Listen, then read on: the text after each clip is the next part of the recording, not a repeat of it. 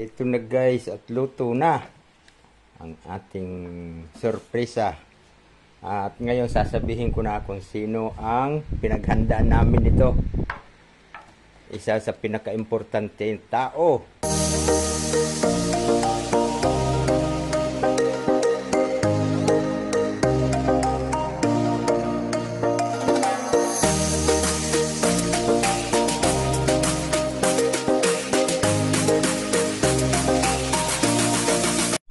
Good evening guys. Mega love shout out sa inyong lahat. Good evening tayo dahil ang oras natin ngayon ay alas 6:05. So good evening na yun dahil alas 6 na eh. So yun guys, mega love shout out sa inyong lahat. Panibagong araw, panibagong vlog at panibago na naman itong kwento. Dahil mayroon tayong espesyal na paghahandugan ngayon ng isang ano yun? Nagkatay na naman ako ng isang manok guys. At ngayon ito, nagpapakulo ako ng tubig. So mamaya ipapakita ko sa inyo yung isang manok na kinatay ko dahil yun nga hahandog natin sa isang taong may kaarawan ngayon. At siyempre mamaya nyo na malalaman pag kayong naluto ko na, dahil ipakikita ko sa inyo ang pagluto. Dahil yun mga kabisay ay lulutuin ko ng buo. Tatanggalan ko lang ng bituka, paa at saka ulo. Tapos yun, lalagyan ko na ng sangkap. Hindi pala buo dahil mababawasan eh. At meron tayong ilalagay guys na mga sangkap at naandito na, pakikita ko sa inyo. Ayun guys, at naandito ang aking ilalagay na sangkap. Unang-una, maglalagay tayo ng salay. Kung dito sa Bicol, tanlad. At siyempre, mayroon tayong biniling sibuyas at may nor cube. Ayan o, chicken nor cube para sa iluluto kong isang buong manok or pinaupo. Kung tawagin dito guys ay pinaupo sa asin. Pero ba't kaya masasabing pinaupo sa asin? Ay sa tubig ko naman yung pauupuin. What the? Hindi pala pauupuin dahil nakadapa siya eh. At ito, mayroon tayong luya. So yan lang ang sangkap niya guys. Siyempre, lalagyan din natin ng asin at saka magic sarap para medyo may lasa. So let's go, ipakikita ko sa inyo yung aking manok na kinatay. Hindi ko pwede ipakita sa video guys pagkatay kasi alam na this, bawal yan kay Lulu. Baka mamaya masikpistir ang aking YouTube channel, sayang naman. Alright, yun guys, at naandito ang aking kinatay na manok. Pwede ko na itong ipakita kasi nakatay na siya. Ayan o, nasa loob ng planggana. Pinuli ko yan kanina na mga bandang mag-aalas 5. Dahil nakakulong na yan doon mga kabisay. Ang kaso nakawala, kaya naghabulan muna kami saglit. Galing! Galing! So ayun guys, at akin na muna itong hihibulbulan. So ipapakita ko na lang sa inyo mamaya kung paano kung i-prepare ang pagluto sa kanya. Dahil sa ngayon hihibulbulan ko muna. At siyempre mas maganda yung walang sagabal, diba? Alright, ito na guys, nalinis na natin yung chicken. At ayan, wala na siyang laman loob. At siya preparado na para ilagay sa kanyang pagluluto. Dito ko yung lulutuin mga kabisay. Meron pa ako ng mga ingredients na ilalagay dyan. Ito mga sangkap. Ayan, meron tayong luya. Ayan, may sibuyas, may paminta at may nor. At siyempre ang pinaka pampabango, ayan, salay. Pero itong mga kabisay ay ilalagay ko dito. Dito ko yan ilalagay mga kabisay para hindi ano, yan sa loob ng siya ang pinaka palit ng kanyang bituka. I am the one, the way you turn. At siyempre, nandiyan na siya. So, lalagay na natin dito. Ayan. At siyempre, ilalagay na rin natin yung mga sangkap. Siyempre, una, itong luya. Luya. Tapos, sibuyas. Ayan. Okay. Tapos, lagyan natin itong nor. Wala. Ano to? Isang kamay ang gamit ko. Itong na ano ako mga kabisay. Ang hirap to.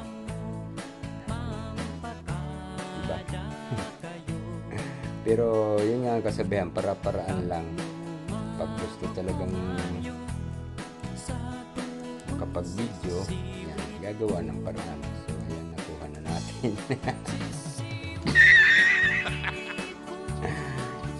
Ayan. At siyempre, lagyan na rin natin ng paminta. Black pepper. Ayan. Dalawang sasi. Maliliit.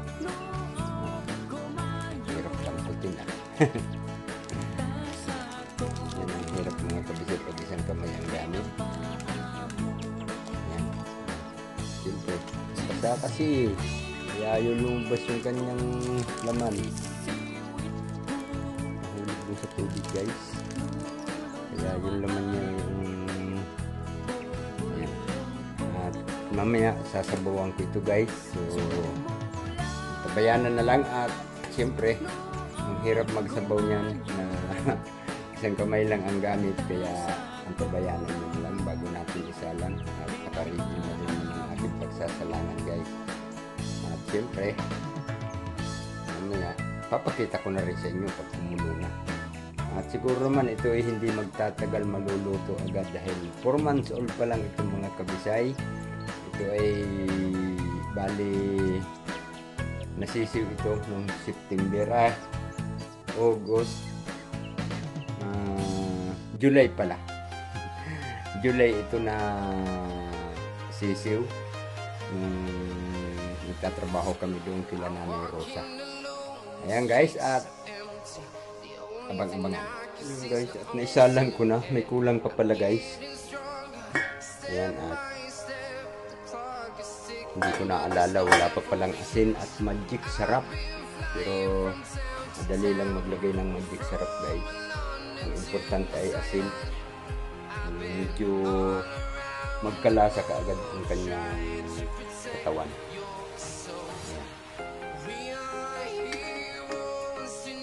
Para pag tumulo siya, papasok ang kaagad sa ano yung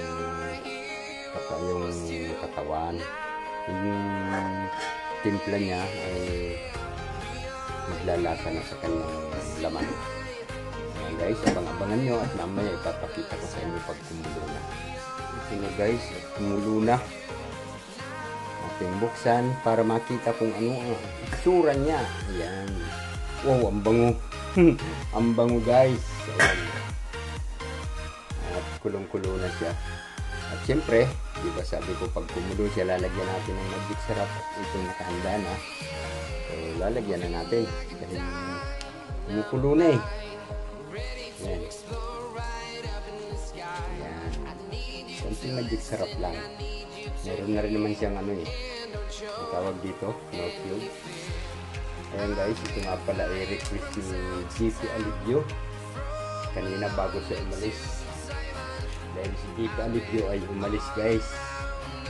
At nag-attend siya ng kasal. Kasama sila Kuya Bal. At siyempre, silang dalawang mag-asawa ang pumunta doon. So, bago siya umalis, binili niya na kay Bisay, mamaya, lutuin mo yung manok. Katayin mo yung sinabi mo yung manok na kakatayin para mamaya pag uwi natin ating pagsalusaluhan bilang selebrasyon sa isang taong napaka-importante sa aming pag-YouTube. At siyempre, sa isang napakabuting tao na magsiselebrate ng kanyang kaarawan ngayon. At ito yung surpresa namin gagawin dahil magpapasalamat kami at siyempre magbibigay din kami ng kasaysayan niya para sa kanyang kaarawan ngayong araw na ito. At mamaya sasabihin ko sa inyo hanggang matapos ang video ito. Panoorin nyo guys at doon nyo malalaman kung sino ang aking tinutukoy. Alright? Ayan guys, atin ang buksan ulit at siguro ibabalik na rin ko dahil kanina pa yung nakadapa, baka mamaya nangalay. Joke. At kailangan din talagang baliktad rin siya guys dahil mas maganda yung pag nabaliktad siya, maganda rin ang luto yung natatamaan ng tubig, diba? Ayun guys, dito may galap shoutout sa inyong lahat dyan. Salamat sa inyong mga nanonood. Shoutout dyan sila Ann Ramirez Ner, Maya Vlog,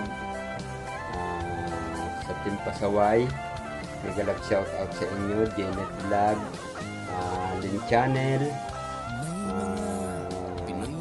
Tony Boy Jang Shop, may galap shoutout, Nox, may galap shoutout. At salamat sa inyong mga pagsilip sa aking mga ina-upload at salamat din sa inyong mga suporta.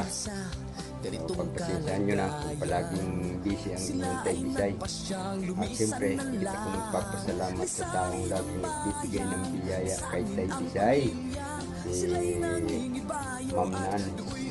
At sana patuloy pang patubayan dyan ng ating Panginoon at bigyan lagi ng kalakasan.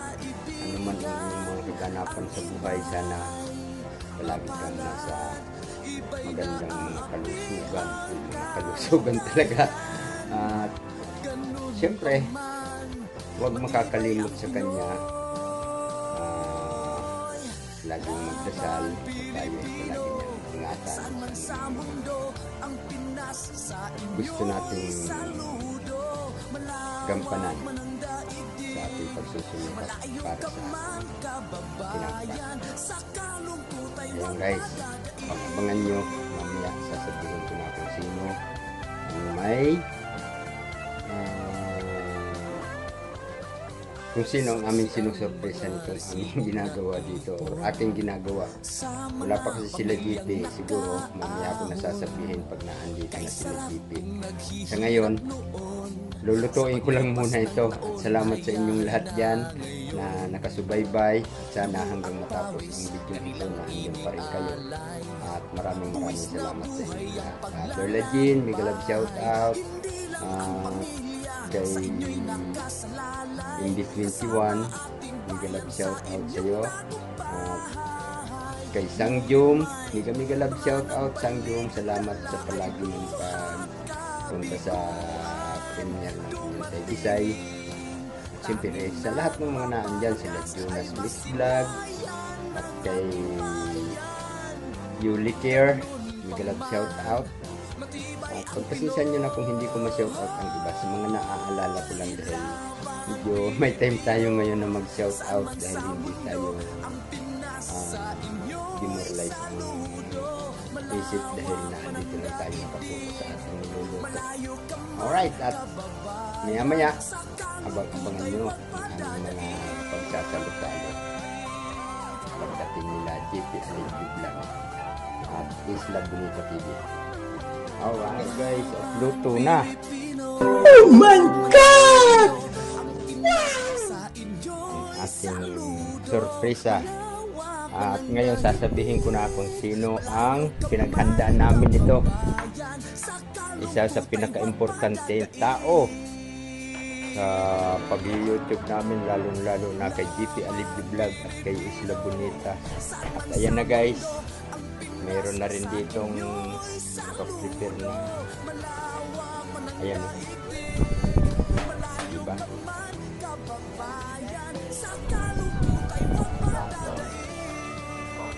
Ayan, Isla Bonita na ang nagsabi guys. Ano guys, at nakaprepare na. So, yung gusto ko rin lang batiin si Ma'am Nance or Nancy Chin sa kanyang kaarawan ngayon. Ilang taong ka na Ma'am Nance? 18. Kabata pa. At ayan, yung effort ko din sa kanya. Request siya ni JP Alivio Vlog at shout out kay JP Alivio Vlog. Binigyan niya ako ng pagkakataon na makapag-effort para kay Ma'am Nance. Dahil nagpapasalamat ako Ma'am Nance sa lagi mong pagbibigay ng biyaya sa akin. At siyempre, ganun din kila JP Alivio. Nagpapasalamat din ako na binibigyan din nila ako ng pagkakataon na makapag-effort para sa kaarawan mo. So, yun guys, maraming salamat sa inyong lahat. Salamat boy.